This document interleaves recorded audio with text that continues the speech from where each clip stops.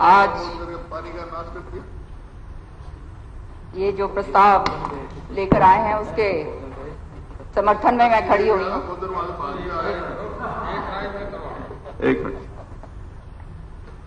लेकिन एक बात मैं कहना चाहूंगी कि बड़ा दुर्भाग्य की बात है, ये एक नई सरकार बन के आती है पंजाब में और वहां पर जो वायदे करे हैं उन्होंने वो वायदों को पूरा करें या शुरुआत करें एक अच्छी नींव रखने की वजह से उन्होंने एक ऐसा प्रस्ताव पास करा पंजाब असेंबली में जो बिल्कुल पूरी तरह से मैं समझती हूँ एक पॉलिटिकल पॉस्चरिंग और कुछ नहीं, ध्यान भटकाने वाली बात।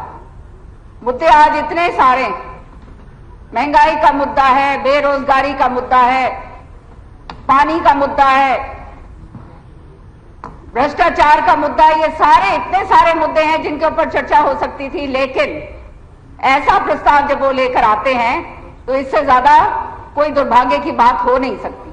और सच्चाई ये है कि जब से हरियाणा और पंजाब अलग अलग हुआ है, हमेशा से हरियाणा को सौतेला ट्रीटमेंट जो है पंजाब ने किया है। और अब मैं समझती हूं समय आ गया कि ऐसे जब बात होती है तो केवल प्रस्ताव पास करके भेजने से ही बात नहीं बनती, हमारे को भी आंख दिखानी पड़ेगी। क्योंकि हम भी अगर आंख दिखाने लायक नहीं रहे तो ये आगे और आगे इसी तरह की बात करेंगे, ध्यान भटकाने वाली बातें करेंगे हर तरीके से, चाहे हाई कोर्ट का मसला हो, हमारे साथ जो 40 और 60% का जो रेशो है वो हमारे को पूरा नहीं मिलता, ना हमारे को जो हमारे सीनियर एडवोकेट्स का जो डेजिग्नेशन होता है हाई कोर्ट के अंदर वो हमारे को इस रेशो में पूरा नहीं मिलता। आपने खुद ही इतना जबरदस्त तरीके से इसको टेकअप कराया, आपने बताया 27% जो है केवल ये पूरा का पूरा जो है विधानसभा का जो सत्र, ये जो परिसर है इसके अंदर केवल 27% हमारे पास है। आप पूरी कोशिश कर रहे हैं और लेने की। सेक्रेटेरिएट के अंदर जहां 9 फ्लोर्स हैं वहां पे 2-2.5 फ्लोर जो है वो इनके पास एक्स्ट्रा है। तो ये सारी चीजें जो है अध्यक्ष जी, ये अब समय आ गया है कि हम भी बड़े एग्रेसिव होकर अपने हक की बात करें। मैं इसमें मसला देना चाहती हूं आपको।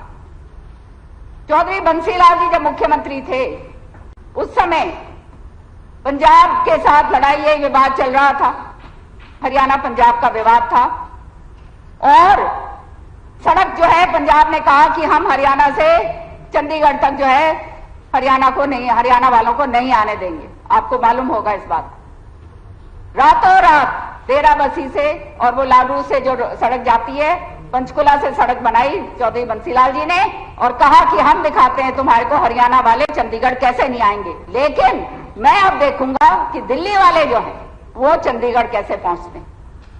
तो ये काम करने के तरीके होते हैं अध्यक्ष जी।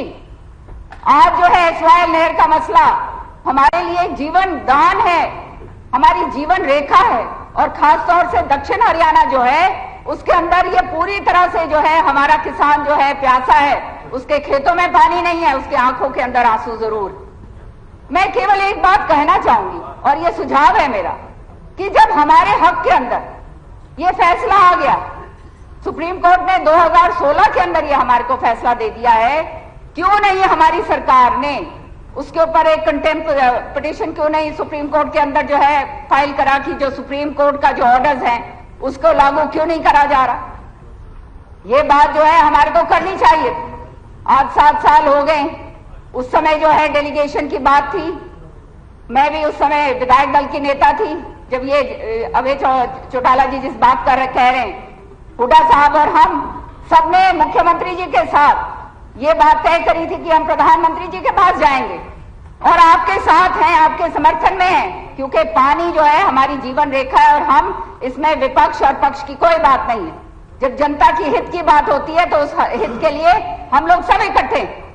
लेकिन वो समय है और आज अभी तक जो है ना समय मिला ना उसके ऊपर कोई आगे कार्रवाई करी गई। सत्य ये है अध्यक्ष जी कि इसको हमारे को बहुत संगीनता से हमारे को लेना पड़ेगा। हमारे को केंद्र को कहना पड़ेगा कि आप जो है पैरामिलिट्री फोर्सेस लगाइए, क्योंकि ये केंद्र का मसला है। और ये जो है या पीडब्ल्यूडी या सीपीडब्ल्यूडी के जरिए या जो भी एजेंसी के जरिए जो है वो हमारे को ये नहर खोद के दें।